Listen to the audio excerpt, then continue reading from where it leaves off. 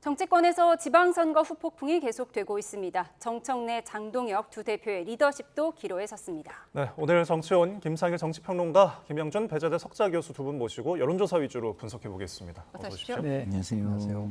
네, 먼저 오늘 나온 여론조사 보고 대담 시작하겠습니다. 그래픽 보여주시죠. 네, 정당 지지도입니다. 민주당이 4%포인트 하락한 41%, 국민의힘은 7%포인트 올라 현 정부 출범 이후 가장 높은 29%를 기록했습니다. 이렇게 격차는 좁혔지만 연령대별로 보면 20대와 70대 이상에서만 국민의힘이 더 높고 다른 연령대에선 민주당이 높습니다. 이 대통령의 직무수행 긍정평가는 3주 전 직전 조사보다 7%포인트 하락한 57%였고요. 부정평가 응답자는 선관위 문제를 가장 큰 이유로 꼽았습니다. 네, 먼저 교수님, 대통령과 민주당 지지율의 동반 하락, 가장 큰 원인이 선관위 문제로 꼽혔네요. 그렇죠. 왜냐하면 우리 투표용지 부족 사태라는 거는 엄밀하게 따지면은 일반 국민들의 참정권이 침해된 거고 국가가 결국은 선거 관리에 대한 책임이 있는 것이다라는 지적이 있는 거거든요. 다만 이제 여론조사를 좀 심층적으로 분석을 해보면 조금 전에 나온 그 한국갤럽 조사는요, 6월 9일서부터 10일까지입니다. 그러면 선거가 6월 3일 날 끝났지 않습니까? 일주일 정도가 지났고, 그리고 대통령이 1주년 기념 회견을 한 게 8일이니까 그 이후께 반영된 건데, 여기서 이제 대통령의 국정운영 지지도가 3주 전에 비해서 7%포인트 떨어졌고, 민주당의 지지도 떨어졌다라고 한다는 것은 그만큼 그동안 이제 그 정부와 집권당이 상당히 고공행진을 했다가 이제 조정기를 거칠 수밖에 없는 부분들이 나온 것이고요. 또 나아가서 이 부분을 잘 극복하지 못한다고 한다면 추가적으로 이게 그 정부 여당의 지지율이 추락할 수 있는 잠재적 요인이 숨어 있다는 것을 보여주는 하나의 지표라고 저는 봅니다. 네, 자, 국민의힘에서는 민주당의 하락폭보다 상승폭이 더 크다 보니까 의미가 좀 두는 것 같은데, 김민수 최고위원 당권파들은 누가 지지율 골든크로스 만들어봤냐 이렇게 좀 반문하기도 했어요. 어떻게 보셨습니까? 본인들이 만들었다는 얘기인가요? 네. 국민들께서 그렇게 생각하시는 분은 없을 것 같아요. 그거는 왜 그러냐면 지금 이번 선거에서 바람을 일으키고 보수 결집을 일으킨 데는요, 다 흰 옷을 입고 시작한 곳이에요. 그 흰 옷의 의미는 뭡니까? 반장동혁, 그리고 장동혁 배제라는 것입니다. 그리고 윤 어게인의 어떤 탈피, 이런 거예요. 그 윤 어게인이라는 것은 그 후보의 자격이 미달된다라는 국민의 판단을 가져오는 사안입니다. 그 자격을 얻은 사람들, 그거에서 이탈해가지고 선을 긋고 자격을 얻은 사람들이 승리를 한 것입니다. 그렇다고 본다면 그 결과를 가지고 장동혁 대표는 내가 죽이고 싶었던 사람들이 살아 돌아왔다, 이것을 먼저 봐야 되는데, 그 사람들이 살아 돌아와서 그 만들어진 성과를 먼저 본다는 자체가 정신승리죠. 근데 그게 요상하다고 얘기하는 거 보면 정신승리 이상의 정신승리인 것 같습니다. 예, 바로 말씀하신 그 부분, 장동혁 대표를 향해서 12대 4로 져놓고 지금 정신승리하고 있다, 이런 비판이 오니까 장동혁 대표가 오늘 페이스북에 나의 정신승리가 아니라 그들의 정신패배다라고 하면서 오늘 이제 축구 이긴 걸 빗대서 어게인 6.3 선거, 이런 글까지 올렸어요. 제가 이제 그 선거와 관련된 걸 넘어서서 여론조사에 대한 부분을 말씀을 좀 드리면은, 예. 그동안 장동혁 체제 속에서 국민의힘의 지지가 10%대까지 떨어진 적이 있었어요. 그때 나오는 가장 중요한 현상은 뭐냐면 무당층보다도 지지율이 낮았습니다. 그런데 이거 한번 보십시오. 그 이번 오늘 나온 조사 결과를 보면은 국민의힘의 지지가 29%, 무당층이 21%. 이것이 두 가지 함의를 갖고 있는 거거든요. 하나는 뭐냐면 떠났던 보수층의 일부가 다시 이제 그 국민의힘으로 복귀를 했는데, 왜 복귀를 했을까? 기대하는 부분이 있기 때문에 복귀를 하는 것이죠. 그럼 그게 장동혁 체제에 대한 기대를 가지고 복귀를 했을까요? 그러니까 오세훈 시장이라든지 한동훈 전 대표라든지, 그러니까 새로운 보수를 지향하는 인물들이 다시 복귀를 하면서 이게 보수도 새롭게 변할 수도 있다는 것을 보여줬기 때문에, 네.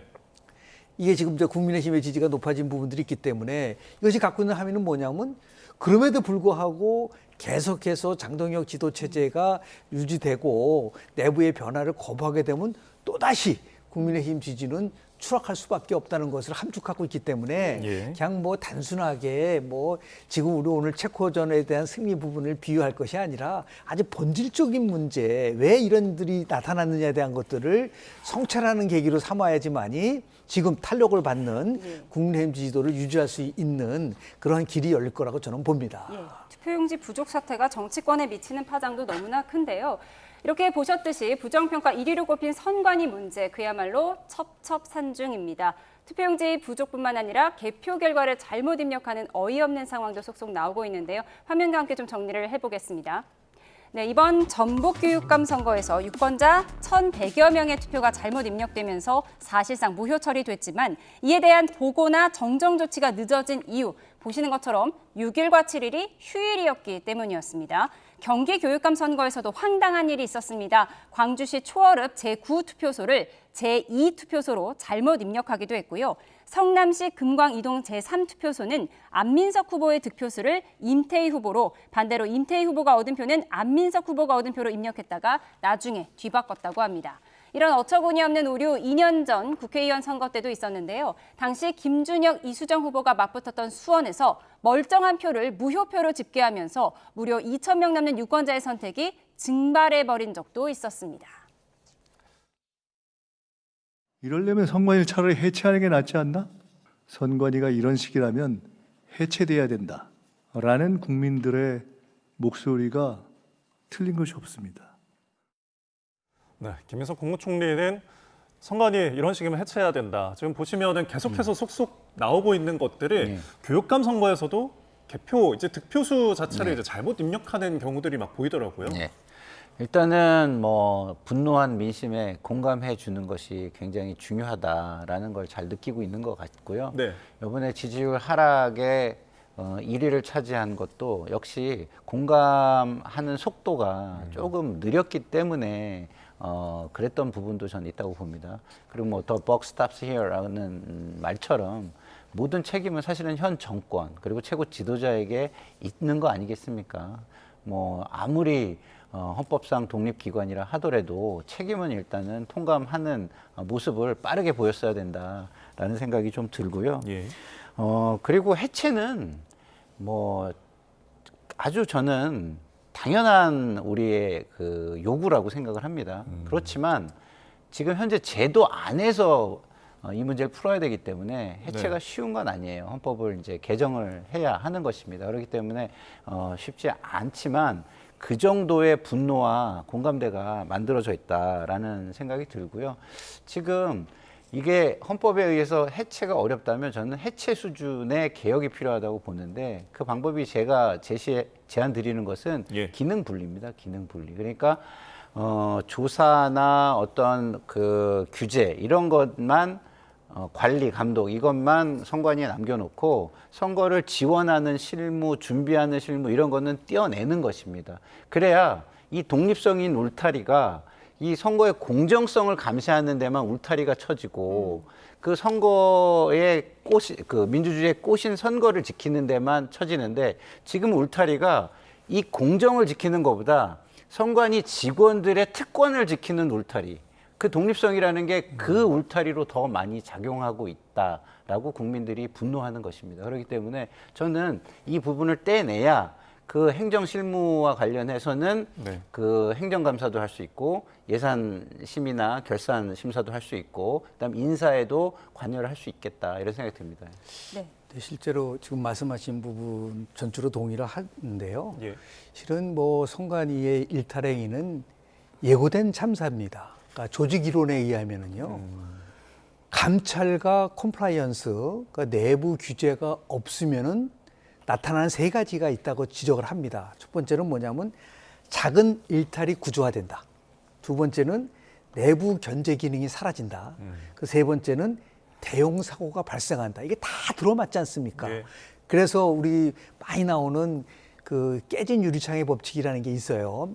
이게 사소한 것도 방치해두면 결국은 나중에 엄청난 재앙으로 온다는 건데 지금 얘기하시는 여러 가지 기능적인 것도 있지만은 감찰과 컴플라이언스를 어떻게 강화할 것이냐를 첫 번째 해결해서 그래서 제가 보니까 한동훈 전 대표가 와서 얘기한 법안을 얘기를 하니까 제일 첫 번째가 감찰에 관련된 부분이에요. 예. 외부 감사를 강화시킬 수 있는 부분들에 대한 것들을 해줘야 되는 거고 지금 두 번째 얘기하는 거는 뭐 휴직을 마음대로 하는 그게 이제 컴플라이언스와 관련된 거거든요. 예. 그 부분을 강화시켜야 되는 부분들이 있어서 감찰과 우리가 얘기하는 컴플라이언스를 1차적으로 어떻게 강도 높게 할 것인가를 만들어 놓고 그 다음에 이제 두 번째는 지금 말씀하시는 기능 면에서 어떠한 변화를 가져올 것이냐에 대한 네. 부분들을 분리시킨다고 한다면은 훨씬 더 강도 높은 개혁이 이루어질 수 있지 않을까라는 생각을 저는 개인적으로 합니다. 근데 이 부분은 저도 좀 짧게 말씀을 드려야 되는 게 예.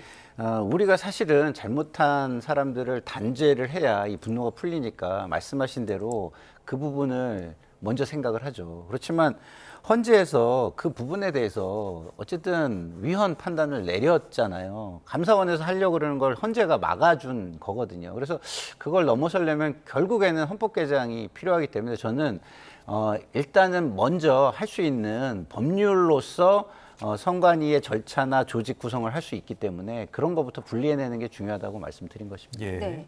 그럼 이번 사태를 국민들이 어떻게 보고 있을지 갤럽이 여론조사를 해봤는데요. 이번 투표지 부족 사태에 대해서 부정선거라는 의견과 부실선거라는 의견 좀 비교를 해봤습니다.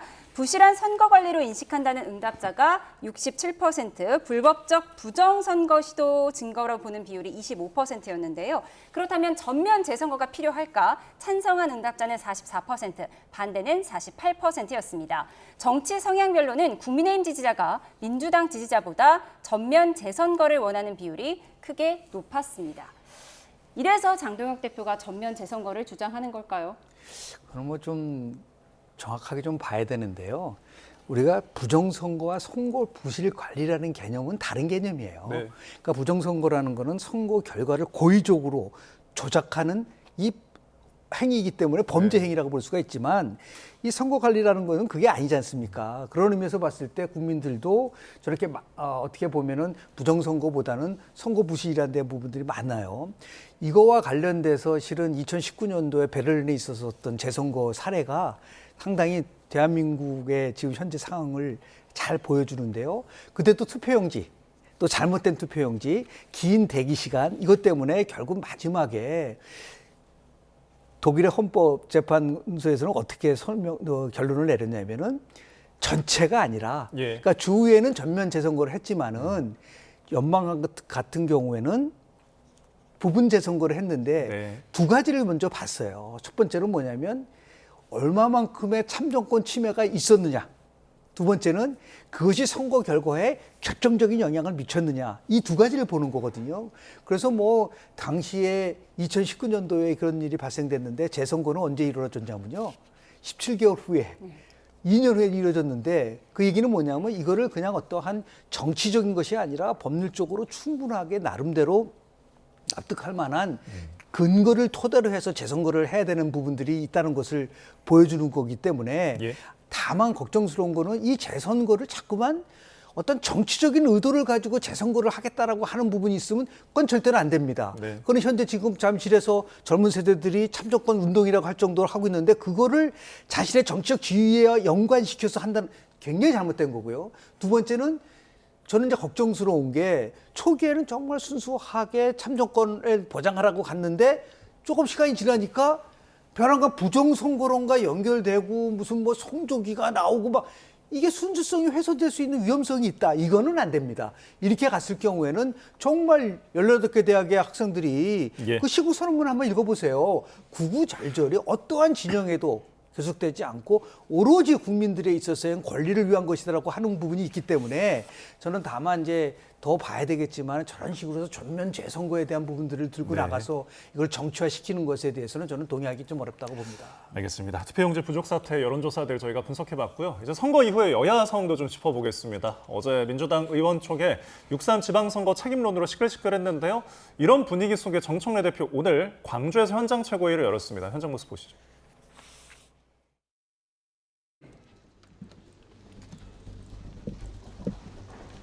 대한민국은 이재명 대통령 보유국이라 할 정도로 제294 현장 최고위원회 회의를 개회. 부족한 것은 채우고 가다듬을 것은 더 가다듬겠습니다.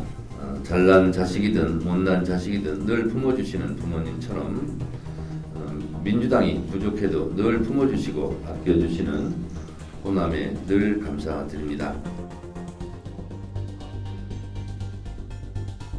뻔뻔한 지도부라고 이야기합니다. 그래서는 안 됩니다. 국민과 당원은 영원하지만 편권은 짧습니다. 선거 결과를 이유로 당을 흔들고 당원들의 선택보다 앞서 당의 방향을 정하려는 듯한 말과 행동은 결코 민주당스럽지 않습니다. 대통령 순방 중 국가를 대리하는 책임자가 연 이틀이나 당선자 워크숍에서 축사하고 사진 찍는 것이 급박한 업무일 것은 아닙니다. 네. 지금 회의만 열렸다 하면 정청래 대표에 대한 어떤 사퇴 이야기 나오고 충돌 양상이 벌어지고 있는데 지금 계속해서 호남 쪽을 찾고 있지 않습니까? 네. 이 부분은 좀 어떻게 보십니까?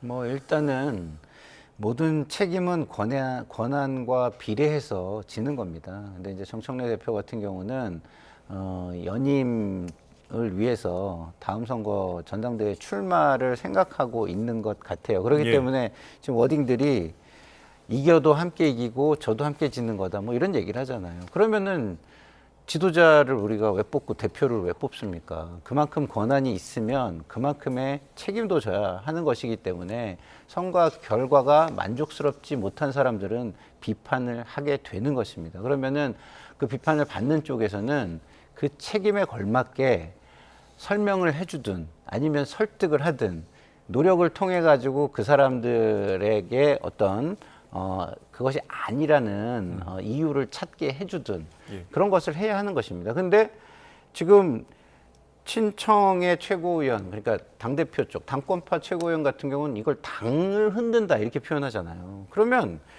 당원들은 되게 억울한 것입니다. 그러면은 뭔가 책임져야 될 일이 있을 때 뭐 아무 얘기도 할 수가 없는 겁니까? 네. 그건 당을 흔드는 겁니까? 저렇게 얘기하면 안 됩니다. 저거는 제가 볼 때는 지금 당권파 쪽에서 너무 서두르는 것이다. 그리고 너무 조급한 것이다. 절대 저래서는 안 되고요. 진짜 연임을 위해서 전당대회에 나오고 싶다면 권한을 행사한 거에 비례한 책임에 걸맞는 행동을 보이고 그것이 죄송하다면 지금 당장 사퇴까지는 아니더라도 그 미안한 마음을 보여줄 수 있는 무언가를 찾는 노력, 이것을 하는 것이 맞는 것이다 이런 생각이 듭니다. 예, 이번 선거가 특이한 것이 여야 모두 당대표 사퇴론이 나오고 있다는 점입니다. 이번엔 국민의힘으로 가보시죠.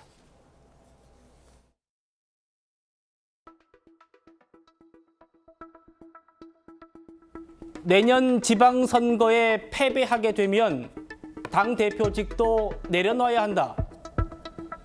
들어주십시오. 작년에 저희가 그 당대표 선거 때 분명히 지방선거 패배하면은 대표직에서 물러나기로 했거든요. 국민과 당원들하고 이거 약속을 좀 지켜야 된다. 물밑에서는 사실 사퇴해야 된다고 생각하는 사람들이 좀 다수라고 생각을 합니다. 다수라고 하면은 꽤나 저는 70-80% 이상이 되지 않을까라고 생각합니다. 네, 선거 졌는데 장동혁 대표는 왜 물러나지 않느냐 이런 목소리가 나오고 있는데 또 오늘 차기 대통령감 여론조사가 하나 나왔는데요. 오세훈, 한동훈 조국 순으로 나왔습니다. 교수님 어떻게 보십니까? 이번 지방선거에서 이제 보수에게 준 하나의 조그만 희망이라고 한다면 오세훈 시장 당선됐고 한동훈 전 대표 당선됐지 않습니까? 이거는 엄밀하게 따지면 우리 국민들이요. 보수가 그래도 재기할 수 있는 마지막 기회를 준 거예요. 새로운 보수에 대한. 그러니까 당연히 높게 나올 수밖에 없는 거고요.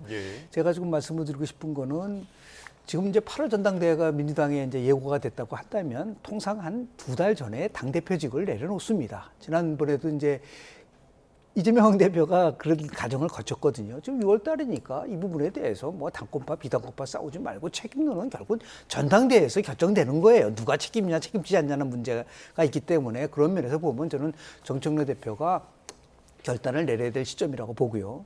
장동혁 대표 같은 경우는 뭐 국민에게 약속을 했잖아요. 지방선거 패배하면 물러난다고 한다고 하는데. 선거 진 게 아니라는 거잖아요. 근데 뭐 본인은 그랬지만 많은 국민들이 봤을 때는 진 거. 다만 저는 이해가 안 가요. 아마 그렇게 갈 수밖에 없을 거라고 보는데 장동혁 대표가 저 체제를 계속 그래도 유지하고 싶다고 한다면 저는 재신임 과정을 거쳐야 된다고 봅니다. 그러니까 어떤 형태든 간에 어떤 형식이든 간에 재신임 과정을 거쳐서 나름대로 그 결정을 따르겠다는 거를 하거나 아니면 향후에 대한 전당대회를 포함해서 향후 일정에 대한 로드맵을 제시해야 된다.